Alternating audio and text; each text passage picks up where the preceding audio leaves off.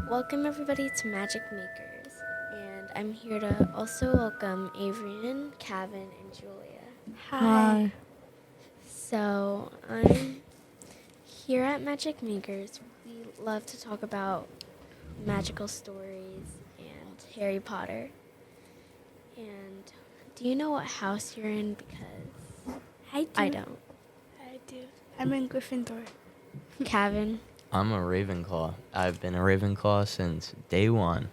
Me too. I've been in Avrian, do Gryffindor. you know no what Harry idea. Potter even is? No I think that you would be like a, let's say, Gryffindor or Hufflepuff. Hufflepuff. I was gonna Hufflepuff say Gryffindor, Hufflepuff. Hufflepuff. Yeah. Not Slytherin though. Sam, you look like we'll be in this. You look like you'll be in Gryffindor with me. Anna. So I would definitely think I would be Gryffindor too, but I still don't know. I haven't taken the test. You have to take the test. I know. All But the Gryffindor fans or Harry Potter fans or Ravenclaw, whatever, whoever house you think you are, take the test and be yourself with it. or you could just be a Muggle, Yeah. aka Ooh. human. Hermione, hashtag. She's also a wizard. She's a witch. She's a witch and a wizard. I mean, a witch. So J.K. Rowling, after graduating at university, and she had several jobs, including a secretary and a researcher. Then she moved to Manchester, and she worked for the Chamber of Commerce. She enjoys writing, but it was more of a hobby than a career at the time. So that's how her life was before she wrote Harry Potter. But and other books. After she made Harry Potter, I heard that she told Universal to make a park of Harry Potter, and she had to fight several fights so they could put it exactly how she wanted it. Because starting, they didn't even have all the rides that they have now. Yeah. So now, when J.K. Rowling first came up with Harry Potter, she was on a late bus or train in Manchester, and she got an idea of Harry Potter in 1990, of, like the magic and everything. Yeah, she actually used to be homeless for a good while when she was job searching. So she went around searching for houses with her at the time boyfriend, and it occurred to her on like one train ride, like this is what I'm gonna do. I'm gonna write a book on something that it just like came to her. It was a good 4 hours where she was sitting with herself. She wanted to write, but she didn't have any writing utensils because she was like too nervous to ask anyone because she was homeless, and she gave off that, you don't really want to talk to homeless people ever, or like in those situations. So Yeah, so this story, she mapped out the story, all 7 books after the next 5 years. And I would say that's amazing. I would just write one first to get like the base and then keep on going, but that was very interesting. I heard that in the Harry Potter sets, a lot of the characters, they took their costumes home because they didn't want to, and Hermione took her necklace that she had on set. They took a lot of their tools, and even though they were not supposed to, they snuck it out. Yeah, I also heard that J.K. Rowling is the richest author in the world. I feel like she had a great success with Harry Potter because there are all these things now with Harry Potter. There's a bunch of movies. There's now a play on Broadway and a bunch of And everything is dedicated to J.K. Rowling because she gets paid from all of those things that she made since the Harry Potter parts in Universal and the shows. They all put credit to her, so then she earns money by that. And it's unbelievable how she became from homeless to the richest author in the world, like Avrian said. I'd say her series is like the most successful. Yeah, a lot of people like it. Would you say that there's any other franchise that could rival it, or do you think that it's a clear cut number one? I feel like it's number one. It's number It's one. a really good story, and a lot of people know it, and a lot of people know the name. I feel like Harry Potter, when it came out, it was first like everybody wanted to. There was only a few copies, but now there's millions all over the world. And Harry Potter even has the King Cross Station in England, and it's also dedicated to the Harry Potter because it was in J.K. Rowling's book. I feel like at first maybe Harry Potter wasn't that popular because it was a new story and it was written by J.K. Rowling, which is homeless, so they didn't know about it very much. Kind of like with the author of Moby Dick, where like he wrote Moby Dick, and then nobody started to read it, but then it became a famous book. That became famous after he died, though, right? Yeah. Yeah. Yeah, they actually sold over 600 million copies, and it's translated into 84 languages. That's actually, like, Sam, what you were talking about, I feel like authors, not only J.K. Rowling, but they shouldn't be underestimated when they just start to read a book. Because authors take a lot of time into their work. It even takes a few years to do a plan out and then a few years to write it. So they spend a lot of time with that. Because one time I met the author of I Survived, and she said that for her it was a really long thing. It was like a really long path because people underestimated her. She was poor. She didn't have the utensils like J.K. Rowling. But then she became famous in her books too.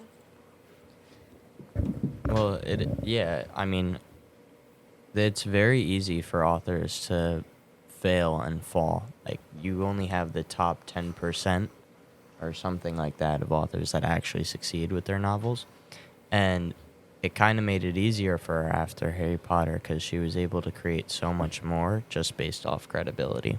Like, I mean, you see the world of Fantastic Beasts and Where to Find Them, which is like almost a piggyback.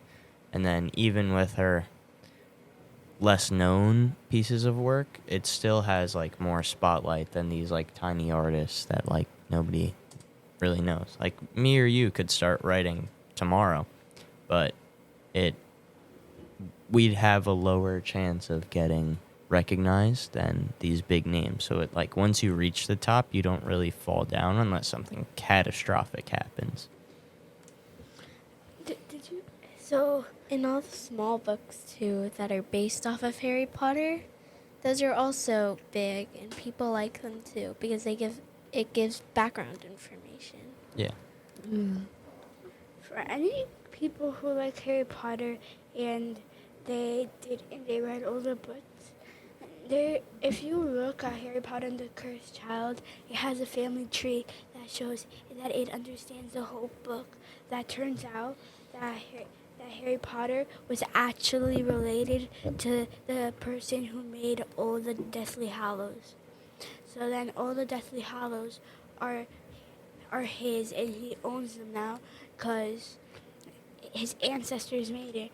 And it took a few books to figure it out, and it's really cool because if you look online, it shows you all the things that you think that would be unbelievable that may surprise you. Was that like fan theory, or did J.K. Rowling write that? J.K. Rowling wrote that. She wrote that. Wow. She made it. Yeah. I'm trying to find. I will say that. Harry Potter Yeah. is very interesting. That's like another aspect, like the fan theory side of it. Like a lot of people are very like connected to the franchise. So you have like, I mean, people like us who just love it so much that they're willing to branch off and like have their own mini worlds with it. I just found out that Voldemort and Harry Potter are actually related. They're related. Now, like, they're not Distant cousins. distinct. Let's say they're like third cousins, but they were both related to the Perils, and they were consisted of the three brothers, the three Peril brothers, and Harry was descended from I don't know. Yeah, so they're distinct cousins, very very distinct cousins, because Voldemort wanted to kill Harry Potter. If you like mysteries, then you should read Harry Potter, or at least watch Yeah, it. Harry Potter was like founded in like 1997. So, yeah. Maybe it came out in 97 because like 5 years for mapping Have you read the books? and then a lot more for writing No. and editing. Draco. It's also related to Harry Potter. They're distant cousins. That I did not know. Yeah, there's a lot of mysteries. The red button. Yeah, I think that with Harry Potter, I mean, a lot of people have like kind of found their home with the world. They like see it as a representation of themselves, and there's kind of something for everybody.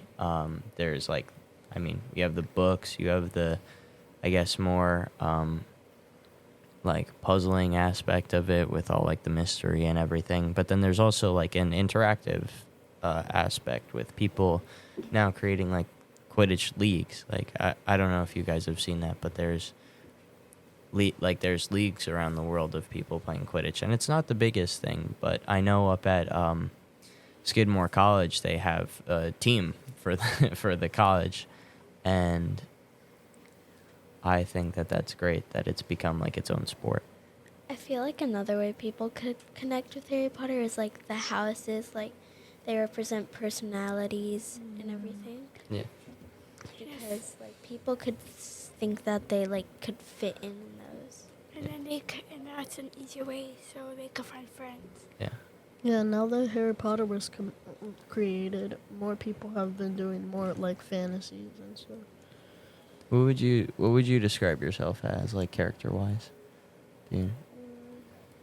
I don't really know. Like, what are some key aspects of your character? Just to like get an idea of like what house you'd fit in. There's also like the Patronus test. Have you guys seen that online? Like like see what I haven't seen that, but I've definitely I want to check that out. yeah. seen the Harry Potter house. How would you test. describe yourself? I wouldn't really know right now. I don't really read that much Harry Potter. No, like just like in general, not like Harry Potter wise. Like how? Like what are some key aspects? Fun. Fun. Would you say you're like athletic? You're smart? Yeah.